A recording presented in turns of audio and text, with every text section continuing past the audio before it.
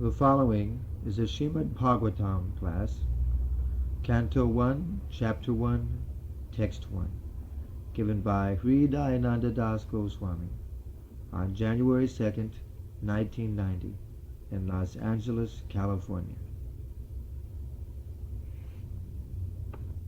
O my Lord, Sri Krishna, Son of Vasudeva, O all-pervading personality of Godhead, I offer my respectful obeisances unto you. I meditate upon Lord Sri Krishna because he is the absolute truth and the primeval cause of all causes, of the creation, sustenance, and destruction of the manifested universes. He is directly and indirectly conscious of all manifestations, and he is independent because there is no other cause beyond him. It is he only who first imparted the Vedic knowledge unto the heart of Brahmaji, the original living being. By him, even the great sages and demigods are placed into illusion, as one is bewildered by the illusory representations of water seen in fire, or land seen on water. Only because of him do the material universes temporarily manifested by the reactions of the three modes of nature appear factual, although they are unreal. I therefore meditate upon him, Lord Sri Krishna, who is eternally existent in the transcendental abode, which is forever free from the illusory representations of the material world. I meditate upon him, for he is the absolute truth. Dhamna sena sadani rastukuhakam satyam param dhimahi. Vasudeva, or Lord Sri Krishna, is the cause of all causes. Everything that exists emanates from the Lord. How this is so is explained in later chapters of this work. This work is described by Mahaprabhu Sri Chaitanya as a spotless Purana because it contains the transcendental narration of the personality of Godhead, Sri Krishna. The history of the Srimad Bhagavatam is also very glorious. It was compiled by Sri Vyasadeva after he had attained maturity in transcendental knowledge. He wrote this under the instructions of Sri Naraji, his spiritual master. Vyasadeva compiled all Vedic literatures consisting of the four divisions of the Vedas, the Vedanta Sutras, or the Brahma Sutras, the Puranas, the Mahabharata, and so on. But nevertheless, he was not satisfied. His dissatisfaction was observed by his spiritual master, and thus Narada advised him to write on the transcendental activities of Lord Sri Krishna. These transcendental activities are described specifically in the 10th canto of this work, but in order to reach to the very substance, one must proceed gradually by developing knowledge of the categories. So, Om Jnanatimirandasya Jnananjana Salakaya Chakshurun Militam Jena Tasmai Sri Gurave Namaha. I was born in the darkness of ignorance, but my spiritual master opened my eyes with the torch of knowledge. Jnananjana Salakaya. Therefore I offer my respectful obeisances unto him. So, Prabhupada begins his paragraph by saying, Vasudeva, or Lord Sri Krishna, is the cause of all causes. Sarva Karana Karanam. Ishara Parama Krishna. Everything that exists emanates from the Lord. How this is so is explained in later chapters of this work. So, why is this significant? Why is this important? Prabhupada says it is natural that a philosophical mind wants to know about the origin of the creation. At night he sees the stars in the sky, and he naturally speculates about their inhabitants, and so on. So this is natural, to know the origin. Knowledge means to know the origin. Just like, let's say you're driving down a neighborhood street and there's houses there. But imagine a person so ignorant, we could say from another planet, but let's say from this planet, just very ignorant, that he doesn't know where houses come from. He doesn't know that people build houses. He doesn't know they're made of different elements. He doesn't know why people build houses. He just sees them as geometric objects, different colors. He has no sense of their utility. So this is ignorance. This is ignorance. Of course, he has some knowledge. He sees squares and triangles, triangular roofs, square houses, windows, colors. He has no idea The origin and therefore the utility, because origin and utility are linked together. There's a link between origin and purpose. In other words, something comes from something and goes to that thing. Just like, for example, a man sees a particular lot, he likes it, he purchases it, he meets with an architect, he develops a plan, he builds a house. So originally the man was there seeing everything, then he may step aside, people come, they build everything, and then when it's finished, again, the house goes to him. Or he comes to the house, and again he lives in that house. Or just like, for example, anything. Not only a house, any machine, take a watch. If you know why and how the watch was built, you'll know what it's for. So to understand what the origin of something is and what its purpose is, these things are linked. This completes the circle. It's created for some purpose, and then ultimately it achieves that purpose for which it was created. So the person who builds something knows what the purpose is, knows what the utility is. One cannot make a defense of ignorance, that it is better to be stupid. It is better to be blind. Knowledge is always desirable. Who will say it is better to be blind than to have vision? It is better to be deaf than to hear. It is better to be mentally retarded. Of course, sometimes, because it's said that very stupid people and very intelligent people don't suffer. But in the middle, everyone suffers. If someone gets full knowledge, he doesn't suffer. And if someone is fully stupid, he also doesn't suffer. But in the middle, where you find most people, they're suffering. So therefore, an ignorant person who does not know there's enlightened people, but he sees a lot of stupid people. So he says, well, he doesn't realize there's three things. He thinks there's only two things, so he thinks, well, I think I'll just be stupid then. Go to the bar and become stupid, take a few drinks. I don't want to know about it. In Spanish they say, ni quiero saber. I don't even want to know about it, I don't want to hear about it. This is the bliss of the three monkeys. Hear no evil, see no evil, speak no evil. Just like, let's say someone, Prabhupada gave a nice example of this ignorance of thinking there are only two options. This is called in philosophical terms the false dilemma. It's either A or B. A is impossible, so it's B. This is called the false dilemma because there's also C, D, and E.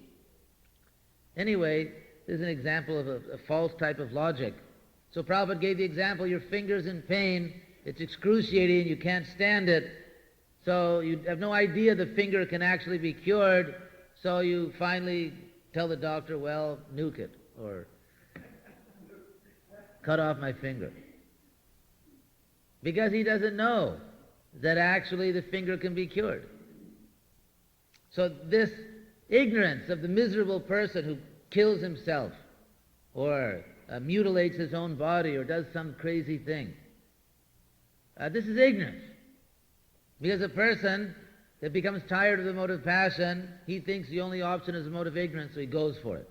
It's the only door, so I'm going through that door. It's the only road, I'm taking it. But actually there's a mode of goodness, which leads to knowledge. Prakasham. Sarvadhareshu dehesmin prakash upajayate. Krishna says, when knowledge arises in all the gates of the body, tasmat satam nirmalatat prakashakamanamayam. Because sattva, or goodness, is nirmala, relatively free of contamination, therefore it is prakashakam, prakashkaro. It brings light. It'll, just like if it's dark, you know that, you can't work, you can't see, you can't appreciate anything. As soon as someone brings some light, then immediately everything goes on. So this is called prakashakam, making light. So tasmat sattvam nirmalatvat prakashakam anamayam. Anamaya. Amaya means disease or malestar. Disease means, or anamayam, not being well. This is called amaya. Amaya jascha bhutanam jayate jena subrata. So then when there's no disease, there's no problem, that is called anamaya. Anamaya. Therefore in the Bhagavatam you'll see when people meet, noble people, they ask each other about How about the anomalyo? Are you free of trouble? There's no problem. Just like we say, there's no problem. Everything's all right. Is everything okay? No trouble. So this also in Sanskrit, anomalyo.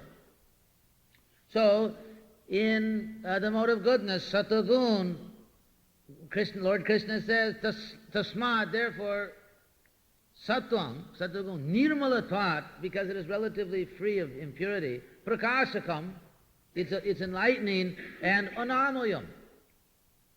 There's not so much trouble. Of course, the Sattvagun also has its troubles, ultimately, sukha samgena vadnati, because there's also bandha, there's also bondage. If one becomes attached to the material mode of goodness and just goes around smiling for 50 years, and eating steamed vegetables and thinking this is the perfection of life. So that's also bandha. That's also bandha. Lord Krishna says, Traigunya Visaya Veda Nistraigunya Bhavarjuna. One has to become Nistraigunya, above all these three modes. But anyway, as one moves toward the mode of goodness, things start to clear up. There's light, there's happiness, and so on. Anyway, so, going back to our original point, one has to understand the purpose of the creation. What is the origin? What is it meant for? This is knowledge. That was my point. That because everyone knows that one can become happy by knowledge. Just like in business, who's the happy man? The one who knows how to make the deal. Isn't it? He's a happy man in business. Who's a happy man in anything, in any field? The one who knows what to do. He has knowledge. The one who can see, not the one who's blind. The one who can hear, the one who knows. Therefore, Dhritarashtra, it's interesting, in the Mahabharata, because he was blind, there was a type of euphemism going around Hastinapur.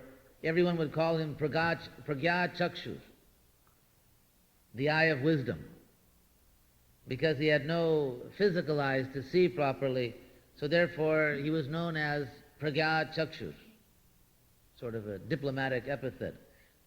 Pragya Chakshus, the eye of wisdom. So somehow or other there has to be knowledge. So if we agree, as everyone will agree, that to be alive is better than to be dead, and to be alive specifically means to be conscious. Otherwise, what is it? To be in a coma and alive, that's not what life's all about. To be alive in a stupor, an unconscious coma. So to be alive means to be conscious. And to be conscious means to be aware, to have knowledge. And the more knowledge you have, the more alive you are, actually.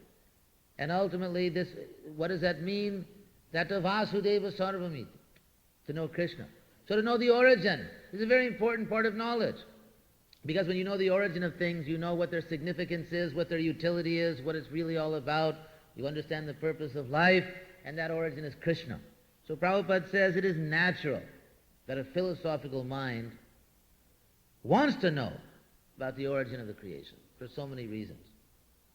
Anyway, I'll more or less stop here. We can very easily see how Srila Bhaktisiddhanta Saraswati Thakur could speak for a long time on the first verse of Srimad Bhagavatam, because there's so much there. Anyway, it begins with addressing immediately that primary philosophical issue, Janmadyasya Jataha.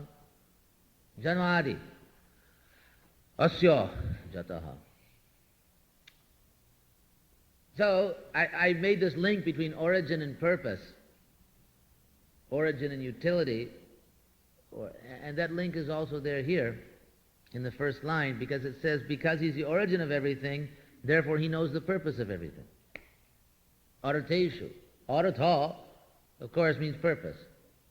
Value. These are the senses of arata.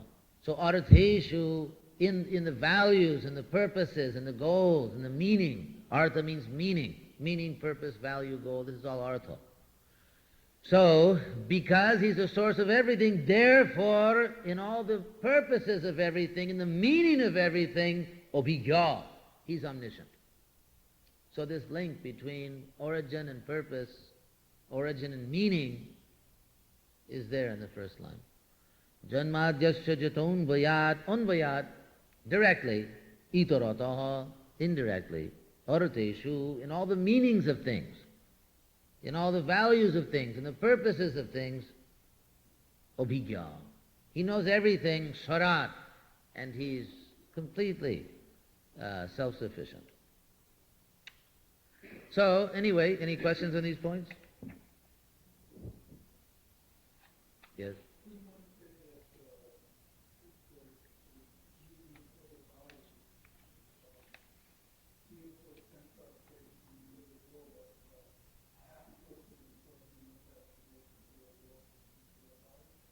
Yes, that's a fact.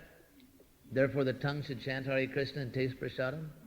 The legs can dance, just as we saw everyone having a great time. This was a great party we just had, led by His Holiness Lokanath Maharaj. So everyone is that's the way to enjoy. Krishna says enjoy. Eshavos tu ishtakamāduk.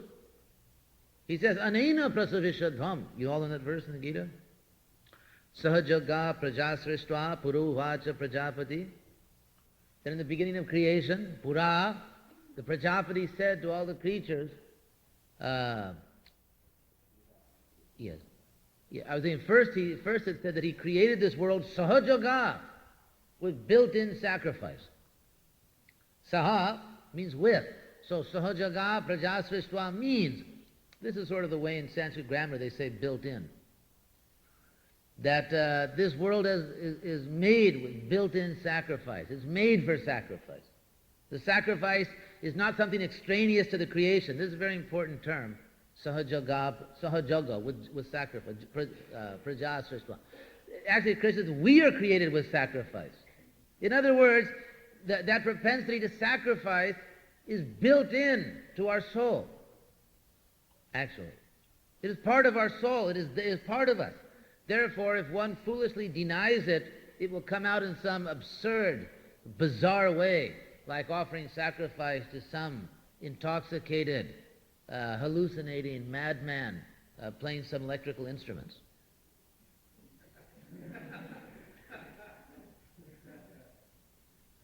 Or some politician who lies out of both sides of his mouth at the same time. In the middle of his mouth, he's whistling Dixie. So, people actually serve. One devotee, his father in South America is serving a politician, isn't it? He has a big picture. If you go into his house, he has a big picture. This politician, everyone knows, has got his hands in everyone's pocket. Isn't it? So he's got a big picture, and people sacrifice. They perform sacrifice for their families. He may be a juvenile delinquent, but he's my little juvenile delinquent. So, isn't it that people perform so much sacrifice for family, for nation, for this, for that, because it is built in. As much as you breathe, you have to perform sacrifice. That's the idea. So therefore, the sacrifice is bringing grief, it's bringing heartbreak, it's bringing anxiety, it's bringing so much trouble and frustration. Therefore, the Creator said, Aneno prasavishadhvam. By this sacrifice to Krishna, you should be prosperous, you should be happy, you should flourish. Eshavos tu ishtakamāduk. This will fulfill all your desires. So this Harinam, sacrifice, this, and so on, this is the way to enjoy the world. So we'll stop here. All glories to Srila Prabhupada.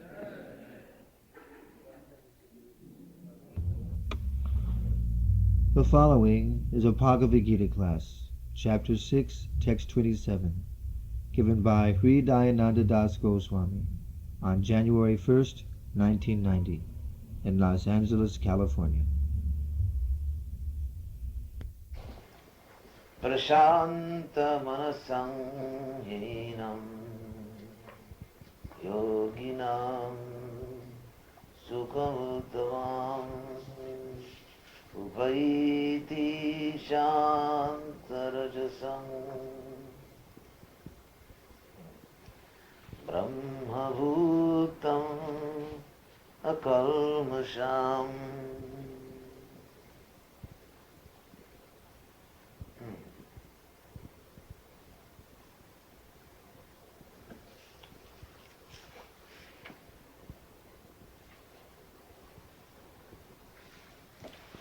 I'll read that again. That's 627. Prashanta manasam yenam yoginam sukha upaiti shanta rajasam brahma bhutam takalmasham. Now the translation of these words. Prashanta, peaceful, fixed on the lotus feet of Krishna. Manasam, whose mind, he, certainly. Enam, this, yoginam, yogi. Sukham, happiness. Uttamam, the highest. Upayiti, attains. Shantarajasam, his passion pacified. Brahmabhutam, liberation by identification with the Absolute. Akalmasham, freed from all past sinful reactions. Translation, please repeat. The yogi whose mind is fixed on me. The yogi whose mind is fixed on me. Verily attains the highest perfection of transcendental happiness. Verily attains the highest perfection of transcendental happiness. He is beyond the modes of passion. He is beyond the modes of passion. He realizes his qualitative identity with the Supreme. He realizes his qualitative identity with the Supreme. And thus he is freed from all reactions to past deeds. Thus he is freed from all reactions to past deeds. Purport. Brahmabhuta is a state of being free from material contamination and situated in the transcendental service of the Lord. Mad bhakting labhate param. One cannot remain in the quality of Brahman, the Absolute, until one's mind is fixed on the lotus feet of the Lord. One cannot remain in the quality of Brahman, the Absolute, until one's mind is fixed on the lotus feet of the Lord. Savai mana Krishna padaravindayo, to be always engaged in the transcendental loving service of the Lord, or to remain in Krishna consciousness, is to be factually liberated from the mode of passion and all material contamination. So Prabhupada here says here, to be always engaged in the transcendental loving service of the Lord, or to remain in Krishna consciousness, is to be factually liberated from the mode of passion and all material contamination. In other words, it doesn't just mean that you never become angry, you never show much emotion. Sometimes people interpret it that way, Shanta Rajasam, this word, his passion pacified, Shanta Rajasam. Sometimes people interpret it means that one should not do anything, one should not feel anything, but that's not possible. Prabhupada explains so many times, because we are persons. He says we are not dead stones, we are persons, therefore we have feelings, we have desires, and so on. But all these feelings and desires have to be dovetailed in Krishna consciousness. That's all. They have to become favorable for the service of the Lord. It's like if one feels enthusiasm to preach Krishna consciousness, that enthusiasm. So Prabhupada says to be always engaged in the transcendental loving service of the Lord, always engaged, and to remain, don't bloop, to remain in Krishna consciousness and to be always engaged. This is what it means. Because when you act in some authorized way in Krishna's service, then even though you may be a little excited inside because there's some impurity in the heart, but still, if one sticks to an authorized engagement, then he's actually on the spiritual platform. That means that even though so many things may be in the heart, so many impurities, so many desires, impulses, feelings, but still, those things could not carry me away. No me pudieron llevar. Those things could not carry me away. They could not pull me away from devotional service. Because what is Maya? Maya means to take you away from Krishna, that's all. In one simple phrase, Maya is whatever takes you away from Krishna. So, the material nature is attracting us, not only attracting us, but attracting us away from Krishna. It's attracting us away from Krishna. So, therefore, if, in spite of all the impulses, desires, and feelings in the heart, one does not go away from Krishna, one remains rendering loving service to Krishna, that means, even though there's some passion in the heart, that passion is not dictating our activities, is not governing our life. Rather, something else is governing our life. That something else is the will of God, the will of Krishna as it is revealed through the orders of the bona fide spiritual master and the great acharyas. So therefore, Shanta, the word here is used twice, Shanta Rajasam, passions quieted, pacified. Prabhupada says, passion pacified. And Prashanta Manasam, the mind, the word Prashanta is emphatic, Prashanta. The mind is actually peaceful. So when you come to this point, then it says here, one who has all these qualifications. He's Prashanta Manasam, his mind is quiet, peaceful. Quiet means no material noise. We may be doing so many things for Krishna, speaking, shouting, making music, but if there's no material noise, this is quiet. So Prashanta Manasam, yogina, one has to be a yogi, one has to practice regulated life, connect oneself to Krishna. Shanta Rajasam, passion quieted. Brahma Bhutam, Prabhupada translates, realizes his qualitative identity with the Supreme. Brahma Bhutam. Akalmasham, this is very important, freed from all past sinful reactions. Conditioning, I was just thinking about this actually last day or so, what it means to be conditioned. Conditioning means, just like a machine, for example, if you, say a computer, sometimes you order a computer to do something, and then when again that situation arises, the computer will do it again, doesn't it? In other words, that type of conditioning implies a type of repetitive behavior, that something is done once and doesn't stop there, a pattern is established, and then it does it again. Just like, for example, there's so many examples in the world of mechanics, but just like a car, if the car has a tendency to go to the left or right, then the car always goes that way. El coche tiene la tendencia de virar la izquierda o la derecha, entonces siempre se vira así. So this is called conditioning, condicionamiento.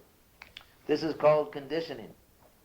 And conditioning means that, well, we have to see how this world is actually made, how it works, just like a computer. You have to read the manual, you have to see how it works.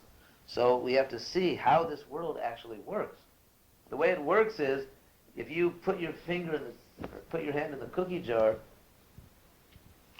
then you can't get it out. What is that in Portuguese? ¿Cómo se dice? Macaco velho? Macaco velho não põe a mão em cambuca. Cambuca. Cumbuca. Huh? Cumbuca. Cumbuca. Cumbuca is a monkey. A cumbuca is a monkey trap in Brazil. What they do is they make a box with a hole that, and inside the box are some bananas. Cumbuca. They say this in Spanish.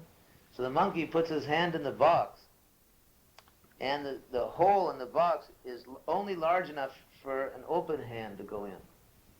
And once the monkey grabs the banana, he can't pull his hand out. It's a kumbuka. Because you can't get your hand out if you got the bananas in your hand. It's only big enough to insert your hand, an open hand. Huh? Yes, it's a trap. It's a monkey trap. It's a particular... huh? It's a pot. On pot. Pot. Yeah, pot. Anyway, it's a pot. So it's whatever, box or pot. But the hole is only big enough to put the hand, an open hand, not a closed. Once you close your fist or grab something, you can't get your hand up. The monkey's captured because he stays there for some time trying to figure out how to get his hand out with the banana. So therefore they have an expression, macaco velho no põe a mão em cumbuca, that an old monkey doesn't put his hand in the cumbuca. Because he knows better. So, conditioning means that once you put your hand in, you can't get it out. And you also, because you're attached, you can't let go. Just like if someone may think, let me indulge in some illicit sexual activity. There's so many varieties. Let me indulge in some illicit sexual activity, and I'll just do it once, just to see what it is, and I won't do it anymore. But that's not possible. Because actually one becomes trapped. He puts his hand in, but then he can't get his hand out. Nor can he let go. So this is the nature of conditioning, that one is forced to repeat the same activity again.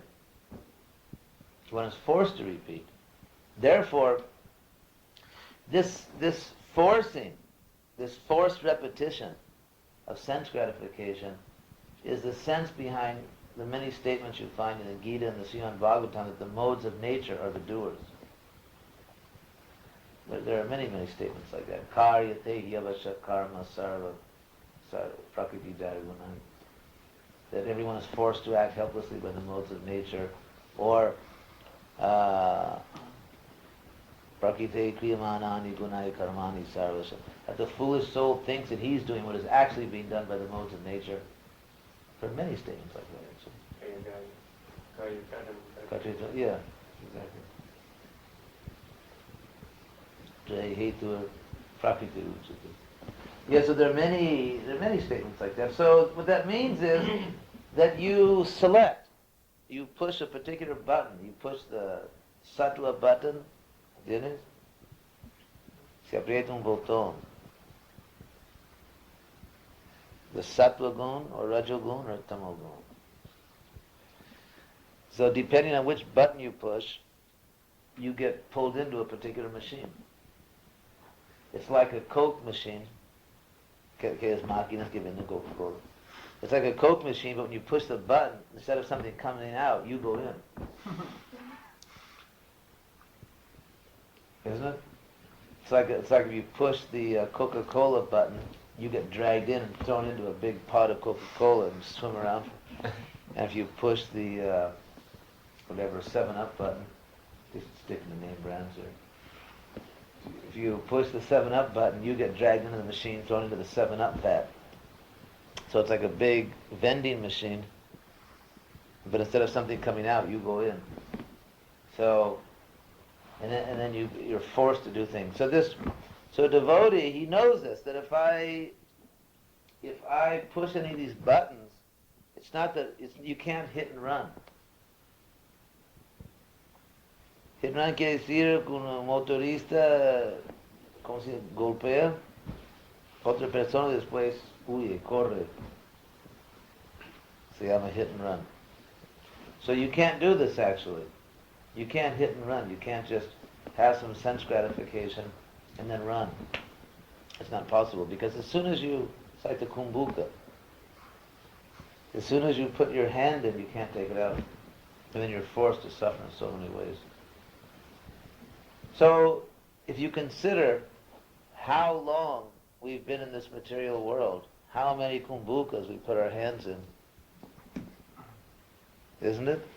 So, then that's what our present personality is. It's just the combination or the aggregate of all this conditioning for so many lifetimes. And that's what we have now, so that each individual has his own particular conditioning, his own attachments and own ignorance. And we're being forced to do this, to do that, so many things. Of course, in Krishna consciousness, one becomes liberated, but otherwise one is completely conditioned. So therefore, this word akalmasham, freed from all past sinful reactions. Sin means it's a conditioning which is very, very heavy, because we've done something. Sin means the most intense flagrant attempt to become God, to enjoy God's property, just like sex life, one becomes completely absorbed in the mood of becoming the enjoyer. Normally people think I'm the enjoyer, but because we live in a society, you have to also deal with other people, you have to let them enjoy. There's so many concessions you have to make, but in the moment of enjoying sex pleasure, one is completely 100% absorbed in becoming the enjoyer of the material world. And therefore it's the greatest illusion. Similarly, this gambling, people become mad like fever, and eating meat, which is completely shameless activity, killing animals, no regard for the laws of God, and intoxication, which one becomes crazy, insane, completely absorbed in one's own hallucination, imagination. In other words, normally we have our mind, we have our own mind, but then there's the world out there, which a lot of times is different than what our mind is. So we have to deal with that and make concessions. But when one becomes intoxicated, there's no concession. He surrenders completely to his own fantasy and imagination. So these activities are, if you analyze them, they're most sinful because they bring one to the ultimate point of ignorance and illusion. And willfully often. So anyway, a kal nisham is a very significant thing. It means you actually become free from all that. All this conditioning, all these sinful reactions, one becomes free. So in such a state, it says here, upaiti, sukham uttam upaiti, which means literally that the greatest happiness overtakes him. Literally, the greatest happiness overtakes him. It's very interesting the way this verse is constructed, sukham uttamam upaiti. That it means that one doesn't have to do anything except just become Krishna conscious, and the happiness itself automatically will just come to you. That's what it actually says. That the greatest happiness will just come to you. So the idea of trying to be happy is, of course, folly. It's foolishness, because you just have to be Krishna conscious. It's clearly saying that the greatest happiness will come to you. That's actually what it says here. Donation funds. Stove. Yeah.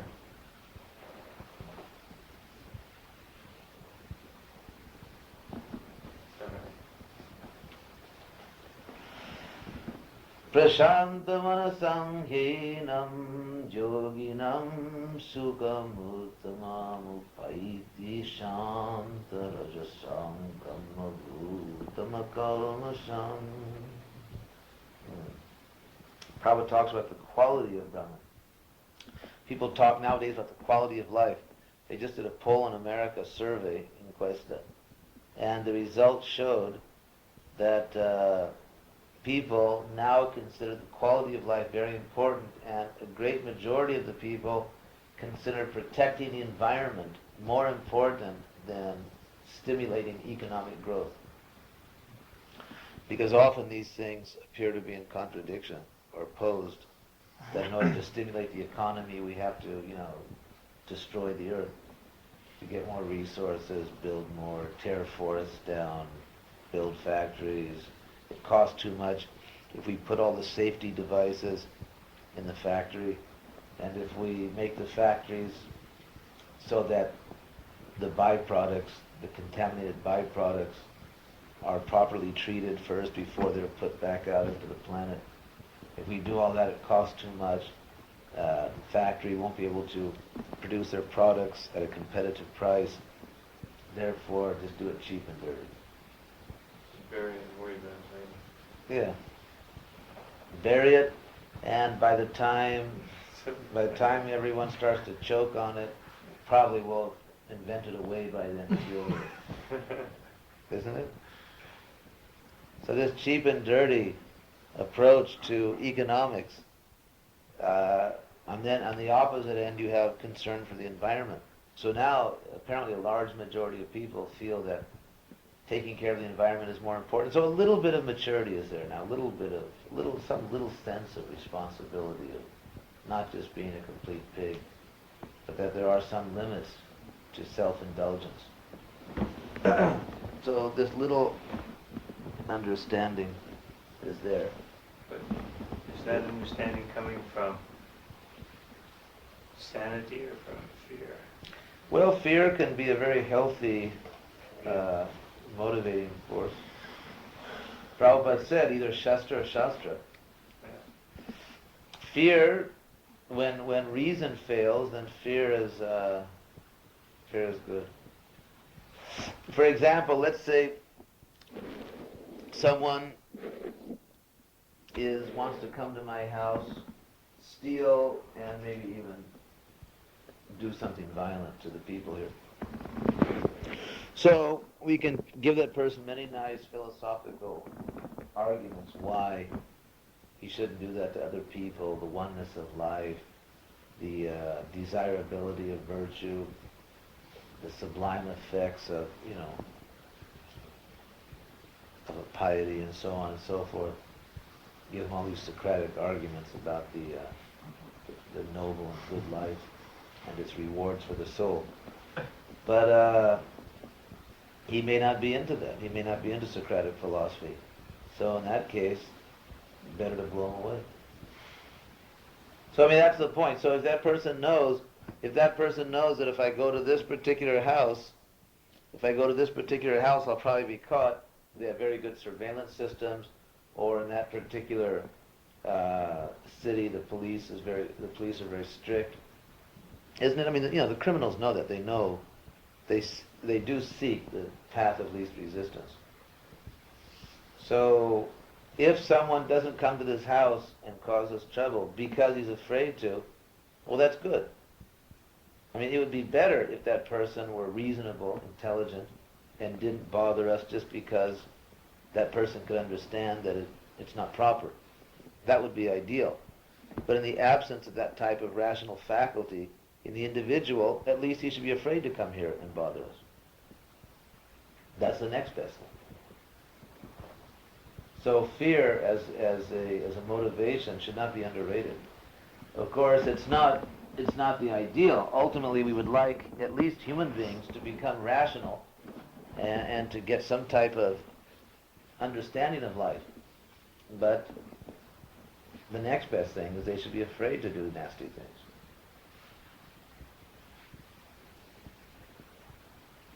So somehow or other, spare the rod, spoil the child. People are quite childish nowadays. Just like children just want to play, so people nowadays just want to enjoy their senses. It's a very childish mentality. There's not much serious thought about the important things in life. Who am I? Where have I come from? What is the ultimate meaning of life? These are not topics nowadays for most people. So therefore, just like they say, spare the rod, spoil the child. So if, because of the threat of imminent catastrophe, people become a little self-controlled and disciplined, well, that's all to the well and good. Actually, that's the way material nature works. Yes, just like if you say you eat too much, you overeat and you get sick, then you learn not to eat certain things.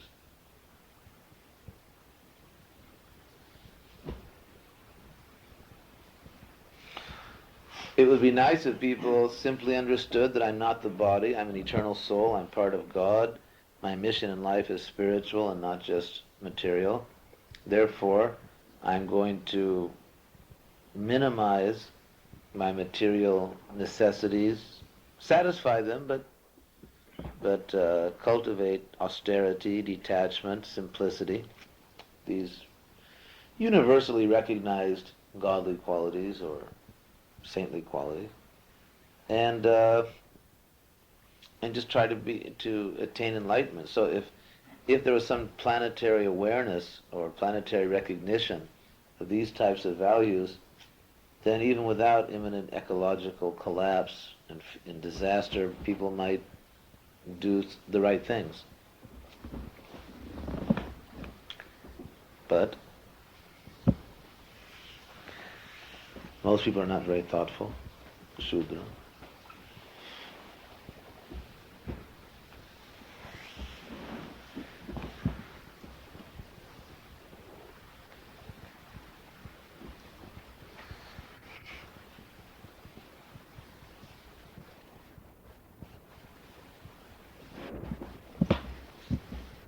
Of course, when there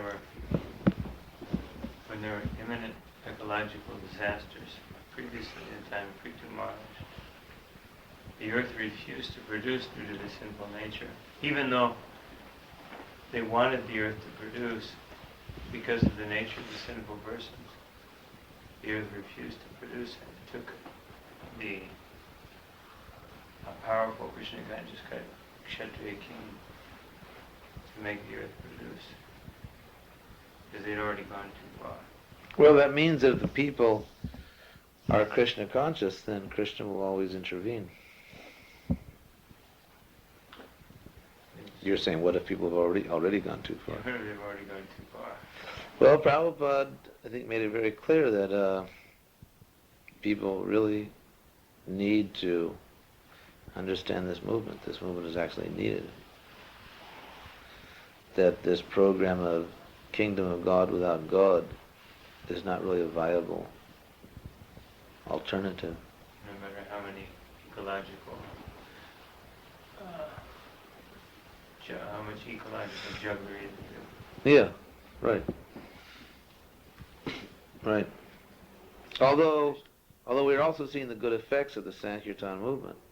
I think we should remember that also, that, I mean, the devotees, even the fact that the devotees are worshiping the deity, it's another realization I've had being here in LA, the fact that the devotees worship the deities seriously, that alone is saving the world.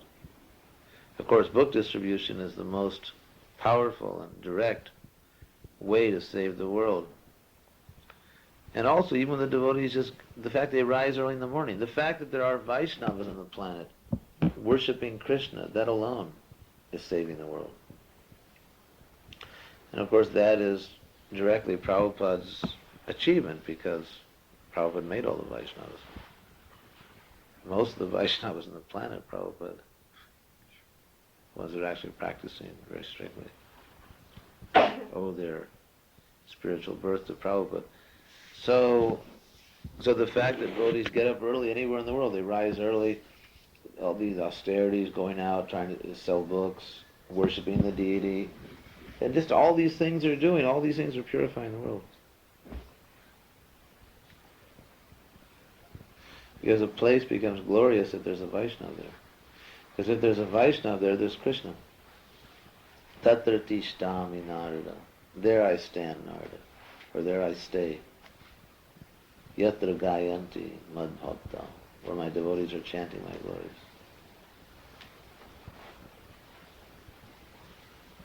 So, in Los Angeles or Mexico or everywhere, the fact that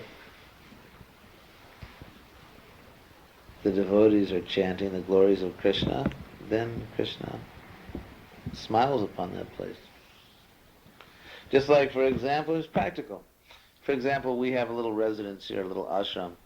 So every day we go to the temple. Otherwise, why would we drive to Culver City? Or why would we even be in Los Angeles, for that matter? Why would any of us be in Los Angeles? And even if we happen to be in Los Angeles, why would any of us go by that Culver City? Because Krishna's there. And Krishna's there because the devotees are there. I mean, it's a very amazing thing if you think about it. We go there because Krishna's there. And Krishna is there because the devotees are there. Because if there weren't devotees, well, how could there be a deity? Of course, Krishna is all-pervading. But in that all-pervading form, no one can appreciate him. But people can appreciate going to the temple. So because there are devotees living there, therefore Krishna has come. Because that's what devotees do. They bring Krishna by chanting his name, speaking his glories, installing his deity. Krishna becomes manifest in that place. So Krishna is there because the devotee is there, and the devotee is there because Krishna is there. So it's a very sweet relationship. It's very nice.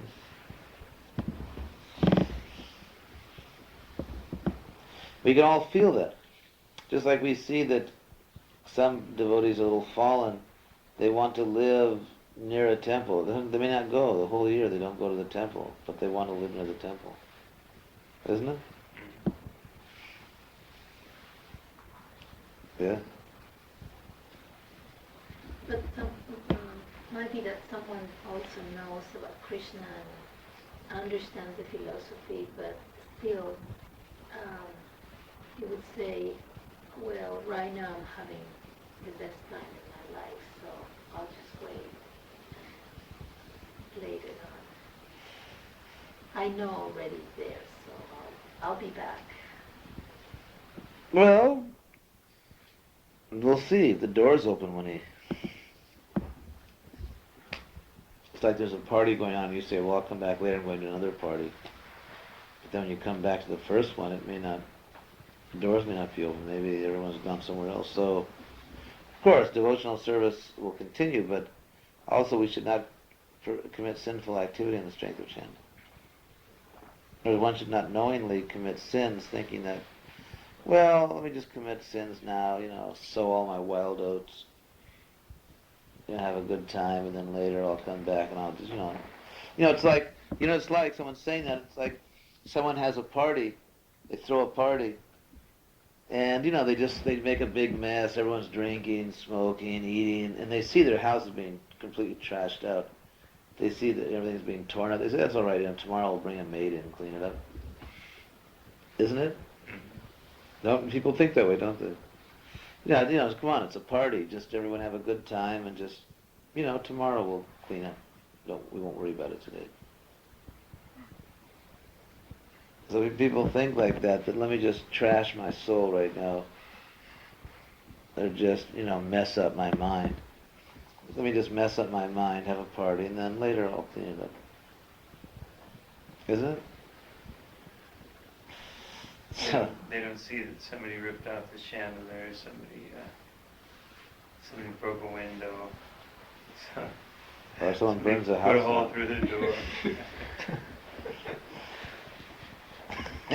He's from Texas. These things go.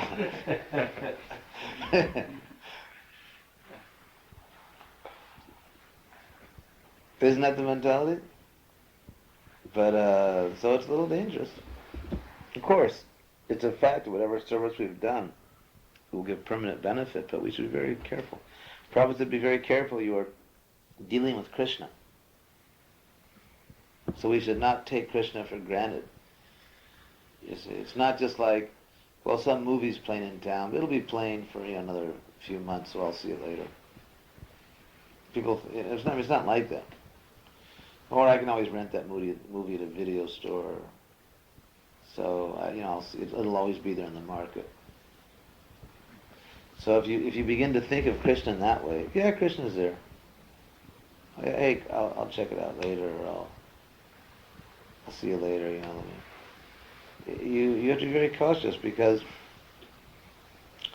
people say that, but then anyway, at least they're pious because they think one day I want to surrender to Krishna. So that's also good. So even that is nice, but we have to be very careful. Not take Krishna for granted, not be very capricious.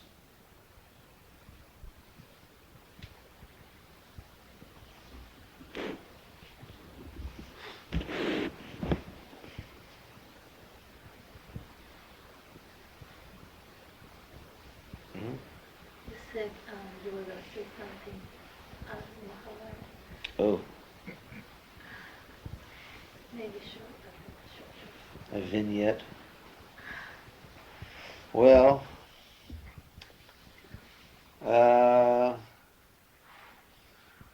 Duryodhana was actually a wicked man. You get this? What? Can I ask a question about what you just spoke? Yes, of course. I was just thinking sometimes in connection with preaching to devotees that are not directly in Krishna consciousness anymore, or perhaps teenagers, etc. if sometimes when someone doesn't want to hear, then you just maintain a friendship with them. But isn't sometimes, because Maya means forgetfulness, that they may misunderstand that we don't say anything, that it is like approving of their activities. It's like indirectly almost like approving of the activities when you talk about something that has nothing to do with Krishna because they don't want to hear about it. Yeah, I think there's a way to be nice, but at the same time, to make it clear that, this is what I do. I don't think we have to, I think we can be nice to people without becoming materialistic. Because we ourselves can become polluted. It is said that a child is father to the man. Prabhupada quoted that. It's a famous English poet, I think it was Wordsworth. It said, a child is father to the man. That means that children can enlighten their parents and children can degrade their parents. During the hippie days, children sometimes introduce their parents to LSD or all types of immoral practices. So child is father to the man, so the father can degrade the child or the father can elevate the child. So I think we should, just like it said in the Bhagavatam, naviviktasano bhavet, that one should not sit alone with a woman. A man should not sit alone with a woman, even his mother or sister.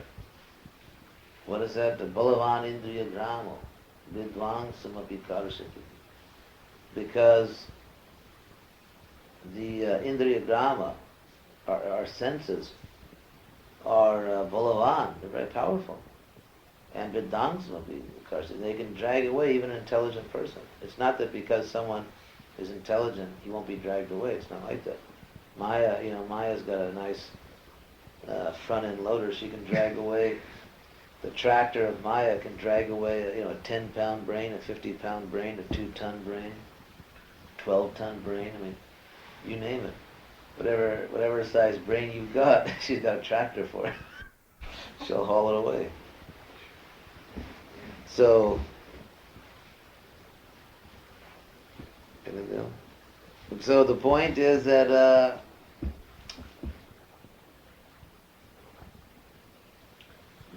we have certain principles that we follow, whether we're talking to a child or an octogenarian. You understand that? Someone's 80 years old or more. Anyway. Who thought it's octogenarian? What? Octogenarian. Hey, octogenarian? Somebody say oxygen.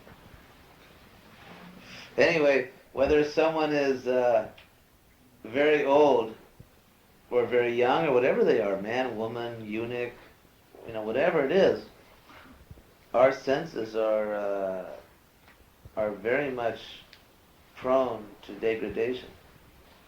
Therefore, with any person, no matter how old or young they are, we should be nice, we should be kind, but we should also have our own, we should be Krishna conscious.